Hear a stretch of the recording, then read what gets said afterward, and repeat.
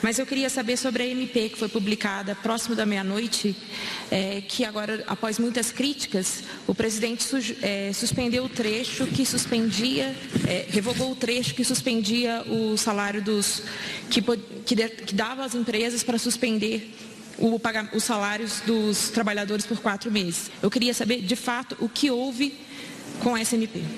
Vamos lá, é uma medida provisória que foi editada, traz aí muitas regras trabalhistas, uma medida provisória moderna que ajuda nessa fase de crise e traz algumas possibilidades para que empregados e empregadores possam laborar no sentido da manutenção do emprego.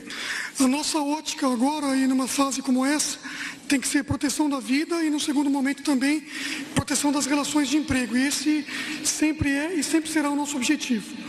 Essa medida provisória trouxe uma hipótese do que a gente chama de layoff, que é uma suspensão do contrato de trabalho para fins de qualificação. Essa hipótese já existe na Constituição Federal, já existe na CLT, na Consolidação das Leis do Trabalho, e ao existir na CLT nós trouxemos algumas flexibilizações. O que ocorreu com isso? É uma medida provisória que depende necessariamente de um complemento. Então, são grupos de medidas que nós estamos soltando. Essa primeira medida, ela trazia aspectos não orçamentários. O que eu quero dizer com isso? Medidas trabalhistas que alteram a CLT e que não dependiam de nenhum esforço do Estado. Tão logo fosse editada essa medida, haveria uma outra, que traria aí sim as possibilidades de ajuda por parte do Estado para com empregados e empregadores.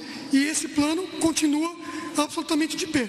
Portanto, o que acontece é o seguinte: o presidente da República pediu que nós suspendêssemos esse artigo, porque houve uma má interpretação. Eu acho que o presidente da República está correto, e o motivo é muito simples: as pessoas estavam entendendo que não teria nenhuma contraprestação do empregador, e não é isso que estava no texto.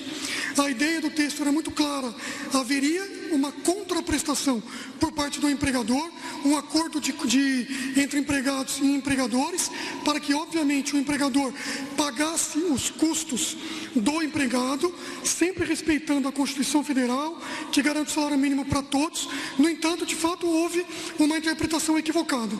Diante dessa interpretação equivocada e do descasamento das medidas que houve por conta de uma medida não ser orçamentária e a outra medida ser orçamentária, o presidente entendeu por bem uma revogação desse dispositivo, e que nós pensássemos na próxima MP orçamentária num novo dispositivo que aí sim já trouxesse as duas coisas em conjunto: a possibilidade de suspensão e também a contraprestação por parte do Estado.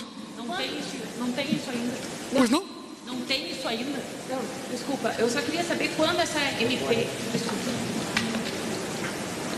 Quando essa nova MP será apresentada? Se ela já tem um prazo, o presidente pediu celeridade nisso, enfim, essa é a minha dúvida. O presidente determinou celeridade nisso, já houve um comprometimento do ministro Paulo Guedes também, e um pedido expresso para nós. Todos nós estamos trabalhando nisso, como já estávamos, mas de fato há um descasamento.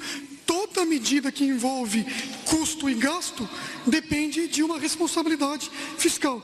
E ainda que o motivo seja absolutamente louvável e nós estejamos trabalhando com a maior presteza possível, ela demora um pouco mais que as outras. Mas o presidente da República está absolutamente, pediu que nós trabalhássemos absolutamente com pressa, e nós soltaremos isso o quanto antes. Obviamente, estamos conversando com todos os atores e, enfim, burilando o texto, terminando, para que o presidente da República possa avaliar, e tão logo avalie, faça a publicação dessa medida provisória com as duas medidas casadas: a medida da CLT e a medida da ajuda por parte do Estado para com os empregados e também os empregadores, em prol da proteção do emprego.